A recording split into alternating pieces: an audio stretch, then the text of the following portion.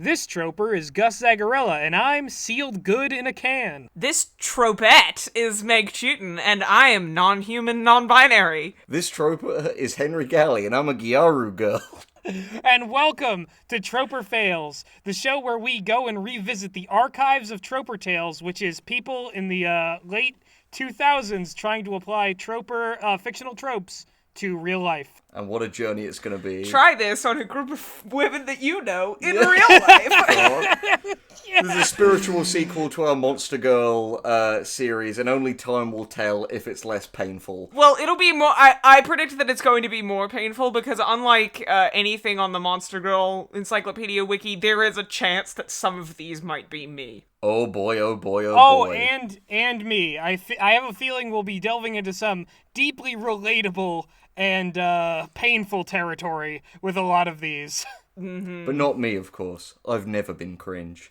Alright, let's begin.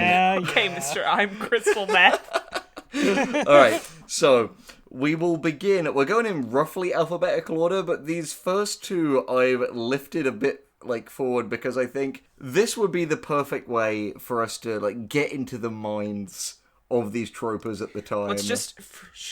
Shoo. This is my design. Sherlock, Millie Rockin, Will Graham. I was doing Will Graham, Henry. compatibleness. I'm going... I'm like the yellow line is swinging back and forth. I'm walking backwards. This is my design. And this is what you see. Yeah. So, our first trope is author appeal, which, for context, is when an author puts something in a piece of work they like just because they really like it. Whether it's because they have, a fetish, or just because, they're interested in something. For example, Lucifer Valentine, author appeal. He Puke. likes hot girls vomiting. So his movies are about hot girls vomiting. Yeah. Preferably on his cock, and then a bunch of stuff I can't say. And that's the mild part. Alright, so, author appeal, entry 1. My literature teacher has published a bunch of poems. Reading them, I discovered that he has a strange fascination with bare feet, women who wear glasses, and for some reason, white cats. Huh. He's a wrong'un. So Insert pussy joke here. So here's the thing. Is this them applying it to other people's fiction, or are they going to be saying, well, this is what the author of reality, this is what's appealing to him? This is what God likes. To be fair, that's very in keeping with this sort of kind of 2008 to 2012 internet nerd culture. We'll probably get some edgy atheism before the end. Oh yeah. But that was mild. Next we have the most self-aware person in the world. This troper has recently been spending his time writing fantasy stories with a mainly female cast, who mostly have big breasts and wear skimpy or tight clothing. He does this purely for himself and the appeal.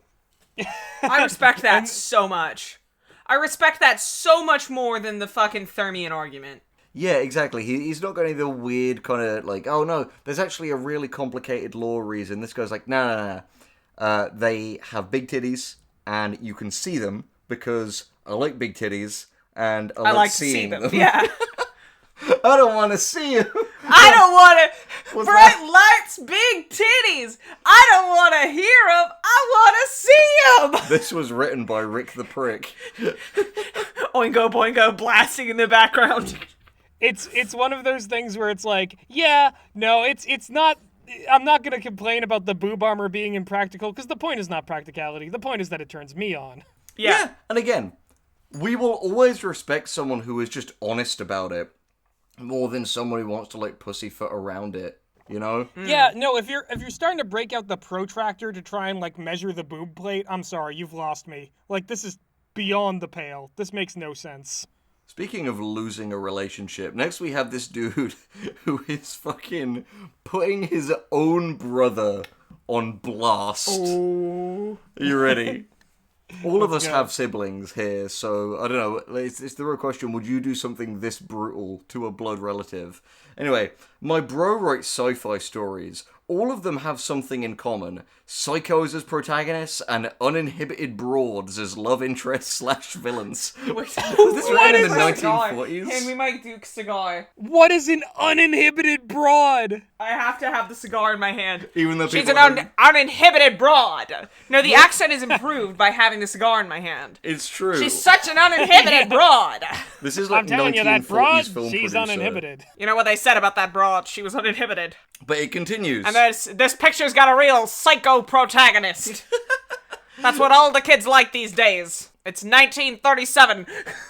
Back in the day, uninhibited was just another word for divorced. Yeah. But it continues. The thing is, uninhibited broads as love interests slash villains, ... and sexy villainous redheads with a fetish for inflicting pain. But here's the pièce de résistance. Suddenly, his fixation with a girl in class who has a special reputation makes much more sense. ... Oh no! Why would you He do him killed like his that? brother! Oh no! This is the modern day Cain and Abel. This Yeah. is insane. The best part of all of these is that these are like anonymous snapshots of people's lives back then. Like, Yeah. I there's something appealing about just like knowing like, yeah, wow, we haven't really changed that much. I wonder if this guy got with a like psycho redhead with a fetish for inflicting pain or an uninhibited broad in the end. I hope for his sake he did. That'd be a sweet end to this story. Yeah. Hey, or both. You know, you can be an A uninhibited psycho, broad uninhibited, and a redheaded broad. who can inflict pain. Yeah. I was immediately trying to think of what like character does that apply to. Glenn Rhodes. All right, so the deep cut for all the Conjuria fans in the audience. All three of you. Yeah, and it's us. I caught Conjuria once. Oh god. I think there's an ointment for that. Anyway, so this next one. Nearly all of this troper's male characters have scars or tattoos, then in parenthesis, facial scars especially. And most of his female characters have large boobs and unnatural hair colors, then in parenthesis, though he draws them in anime/manga style, that is to be expected, and carry around ridiculously huge weapons. His male characters usually wear long coats, leather, and or sunglasses. His female characters generally wear skin-tight clothing or miniskirts. And this creation, jam fighters. Why'd you have to do guys like that? I was literally about to say it's like this is the how to draw manga generation. Like Yeah. this is like, we all bought those books. We drew our little comics based on like oh damn, Christopher Hart is gonna teach me about how to like draw the big boobies. God, what a king. He saved I us still all. have so many of my Christopher Hart how to draw manga books. Yeah. I have for one real. called How to Draw Gothic Manga, and I have one that's How to Draw Furries. Well, not really furries. How to Draw Cat Girls. Which is worse. The weakest kind of furry. Yeah. I had the Gothic one. That was like late into the Christopher Hart oeuvre. I think he polished up his art a bit more by Oh then. yeah, no, the one, the How to Draw Gothic Manga actually has good art in it. The rest of them kind of don't. So we got to follow his journey at least, even if he never improved anyone else's art ever. Speak for yourself. Speak for yourself. I think Oh you yeah, taught me. definitely if you're watching this, go check out the video on Jam Fighters because it is an absolute treat. You're gonna have a good time. Hey, and if it gets double its likes, then issue 2 comes out on the channel. So Fuck yeah. yeah. So, are you ready for the next one? This is another person just putting a fucking, like, friend on blast for what they choose to write. Alright, Oh my God. this troper has a friend, and then in parenthesis, no, really. It's an unfortunate place to put that. Really, guys, I have friends. I have a friend, I swear. You don't believe me, but I do. I have friends. I think that's the actual intention of the sentence. Like, That's so sad. yeah. But anyway, he's about to lose this friend with what comes next, who feels some pathological need to sneak a bound and gagged scene into every story. It seems it's a sexual thing when it happens to the females, but it sometimes happens to a dude in order to avoid looking sexist or something. I'm really not sure, and I don't ask too many questions. On the other hand, my own stuff, and then in parenthesis, when I still hadn't realised what a terrible, horrible writer I am. Don't sell your shorts. Don't sell your shorts. Don't sell your shorts. Don't sell your shorts. Drinking Prosecco, for context. Henry necked his. Don't sell yourself short, Mr. TV Tropes Man. I'm sure you're great. After that, he said, tended to feature an overabundance of deadpan snarker characters and a tendency to use normal names for meaningful name purposes. And then in parenthesis, a guy named Mike was a chatty, boisterous bruiser who sought attention, for instance. It's like he's a microphone? Is that the joke? I guess. I'm not so sure about this guy's writing, but it does seem like he was friends with the guy who made those original Wonder Woman comics. Yeah. Who seemed like a pretty like forward-thinking dude. Forward-thinking man. He was polyamorous, and Wonder Woman was based on a combination of his two girlfriends. She was based. She was based. She was based. Wonder Woman was based. Based. Based on what? Based. Apartment complex. Actually, I find it quite simple. You telling me a shrimp fried this rice? The holy trinity. But yeah, I still love that he put it. Like, just all of these people willing to just dunk their friends in the boiling oil for TV Tropes clout. Well, that's the thing too. It's odd because it's fully anonymous, but they're willing to dunk on people they know and themselves. Like, yeah, it's they were murdered anonymously, which is a joke for Alexis Bristow and Alexis Bristow only. If she watches this, anyway. Oh goodness. So this next one, I think we've got Mr. Enter. Oh lord. No, we know him. Can I read this one? Yeah, go for it. This troper absolutely hates the overprotective dad and Freud was right tropes. So none of his protagonists in his Marvel Comics fanfiction are ever depicted as having sex before marriage, despite the fact that many of them are in university. This troper always went out of his way to make the overprotective dad a genuinely nice guy who approves of the protagonist dating his daughter. This troper also finds smoking to be absolutely disgusting and fetish retardant, so almost none of them smoke either.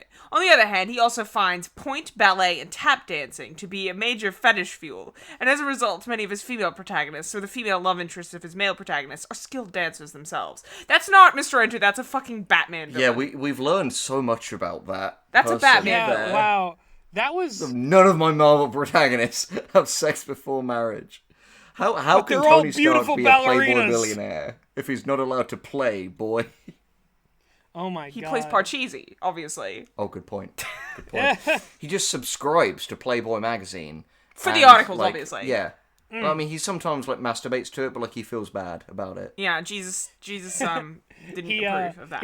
He stimulated his penis, not to the point of... Not that he came, though. Yeah, not to the sense that he came, of course. No. Yes. God, Tony Stark, but he's Jeremy Fragrance would be the funniest thing. That's the only way you could get me to watch a Marvel movie. It's like at the end, instead of the I am Iron Man thing, it's just gathered up there on the podium, then all of a sudden, I want to have sex. I want to tongue kiss a sexy woman. Once we marry, of course. Yes. Anyway, and he takes the Infinity Stones away from Thanos, and he goes, power. Yeah, and and snaps him makes out of half of existence. the universe ballet dancers. You have a boner and you fuck life. Yeah, he has the fucking infinity cock ring. His cock is so long that it needs 5 cock rings. Instead of a snap, it's just like a pelvic thrust that kills half the universe. Oh my jizz God. heard across the universe. Fucking, we've heard legends, horrible legends of Prima Nocta Tony. We don't need to live in that timeline. Instead of the snap, it's the fap. The fap. Oh, God fucking damn it. Alright. Next we have short but definitely not sweet. This troper's fanfics and stories usually have a scene with a girl in a toilet. Oh, and all the characters love tea. Huh? Can we look That's at that the first part again? vagueness, the threatening vagueness of a scene with a girl in a toilet. I gotta go see a man about a girl in a toilet. I had such whiplash from they all like tea and a girl in a toilet. I assume she has to use the toilet because she drank so much tea. Yes, of course. Yeah.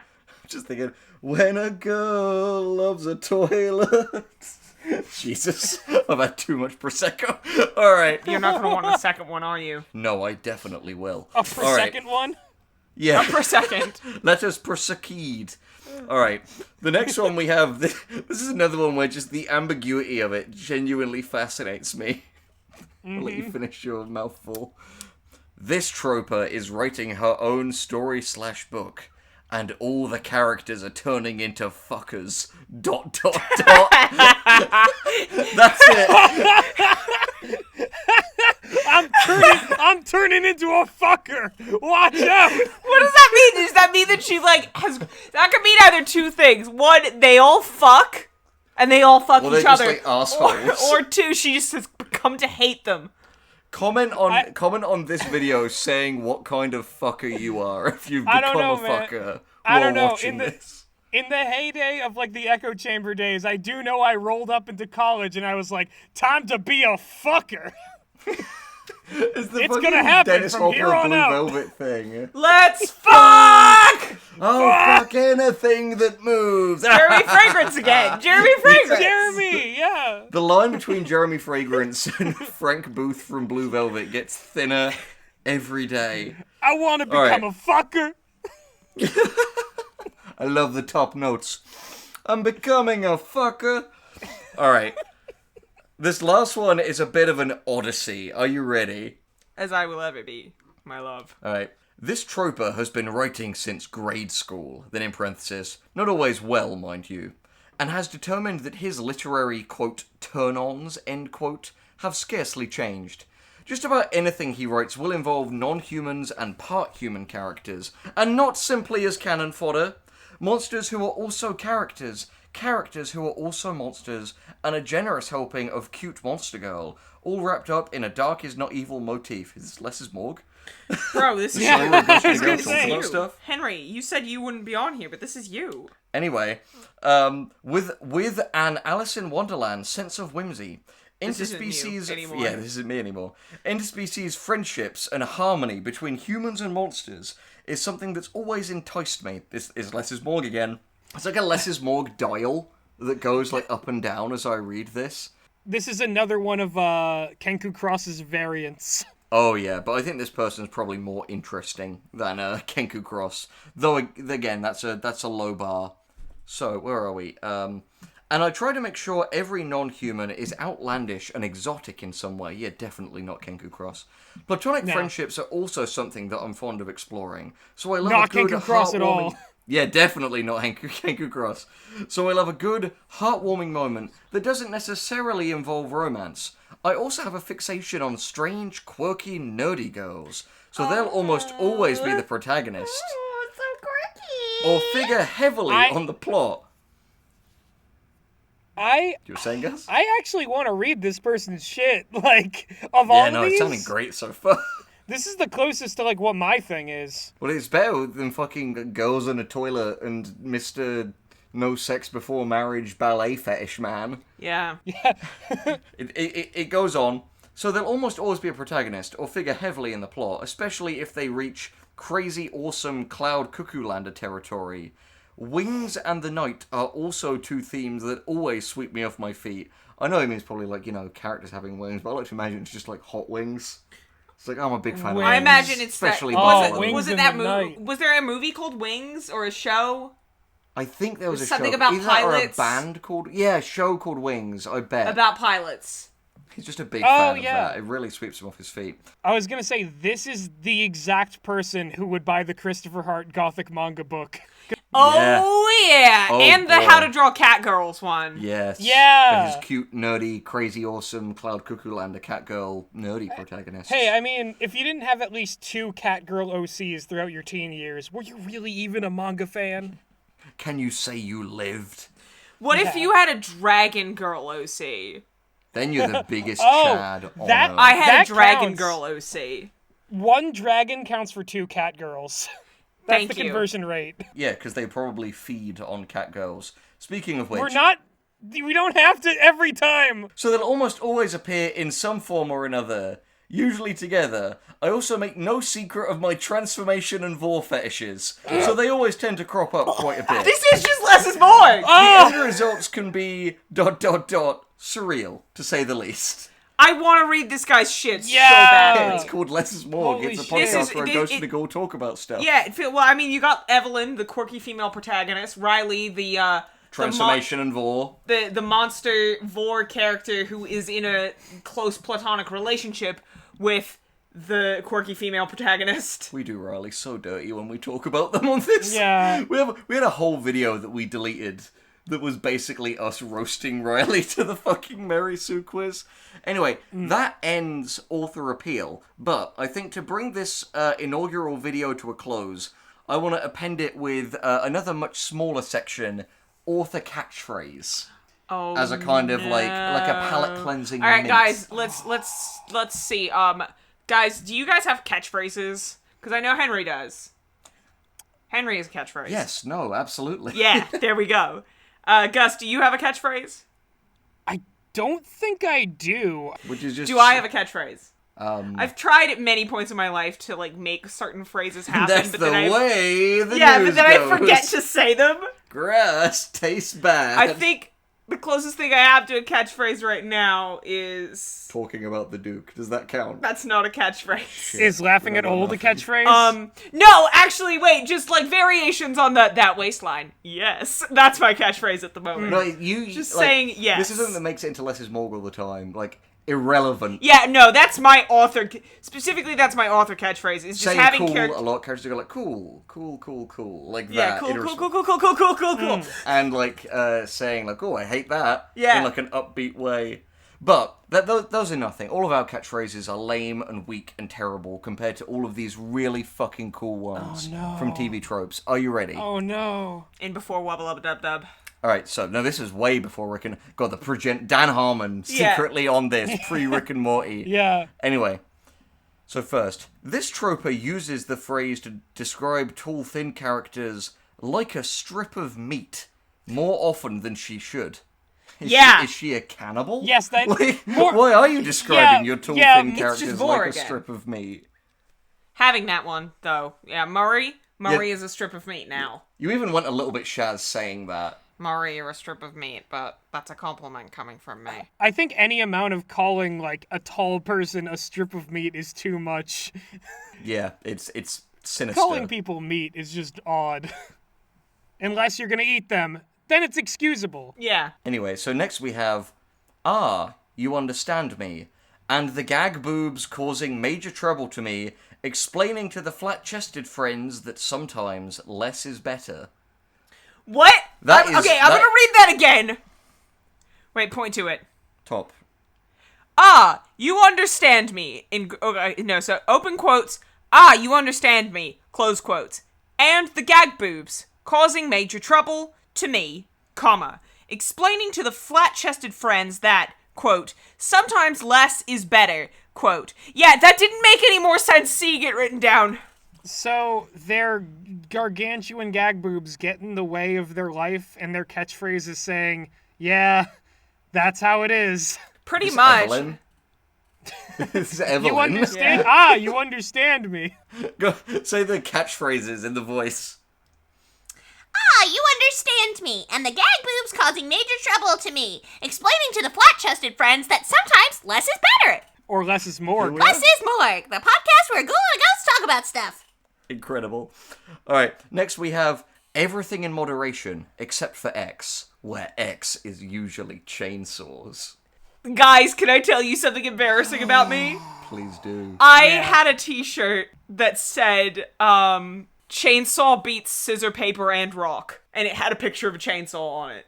I wore that as part of a casual Friday Joker cosplay one. I knew it. Oh. I knew you were gonna say The I layers. wore So I had this like shirt purple as jeans. the Jongleur. I had purple jeans and You that stick the shirt fry with in a the ice purple cream. flannel over it. And I did like You became Melvin, brother of the Joker, Yeah, in that moment. I put my chippy in the ice cream. I am the Jongleur. You are the Joker. Melvin, brother of the Joker. And the final one, which I think we could all learn a little bit from, given that we are currently on YouTube as a platform. This troper uses, hey guys here, to open his YouTube videos, and uses, until next time, see ya, to close them. Hey guys here. Hey guys here. Hey guys here. See, Hey guys here. I actually do have a catchphrase in that case because, like, at the end of every video, I say a certain thing. I go, Yeah. as always, we'll see you in the near future. In the near future. Yeah. And then I'm going to say it again because now is the end of the video. I'm going to say, as always, I'll be seeing you in the near future. In the near future.